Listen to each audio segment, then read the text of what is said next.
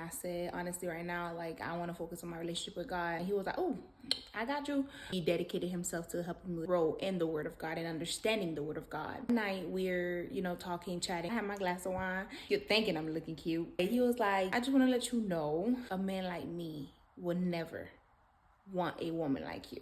Excuse me, sir? I had to hang up on another one to answer your call. Where I'm going and who I am and the value that I have. A woman like you can never handle it. Who this joker think he is? I was not even looking for a relationship with him. But the fact that he told me that kind of pricked my spirit a little bit. Like, God knew exactly what I needed. But, okay, like I've never experienced that before. I said, this man is not about to try me like that. When he hung up that phone, I went straight to the bathroom. I poured out every bottle of wine that I had in the toilet. I said, God, I never, ever want another man that I know you sent. His character, his demeanor, the way he carried himself. I know that's how I wanted my husband to be. God had given me an opportunity, but because I was so into who I was, being my old man, a husband is attracted to a wife. He's not attracted to a girlfriend. He was a husband, but I was not yet walking in my wifelyhood. I was not walking in my wife's ship. So I started doing date nights with God.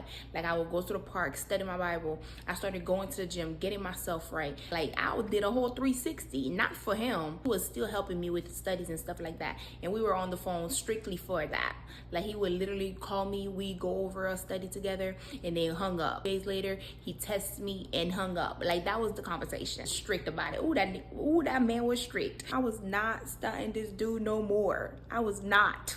I had moved on. I was preparing myself because I knew that when God opened that door and that man of God has that character, that has that standard, I don't want to miss it, Lord.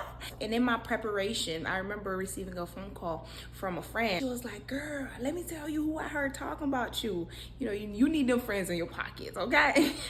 I heard Jeremiah talking about you. I said, Jeremiah? I was like, talking like how? Like, if you won't give me tea, give me the tea, right? Give me everything in it. He was talking like he like you.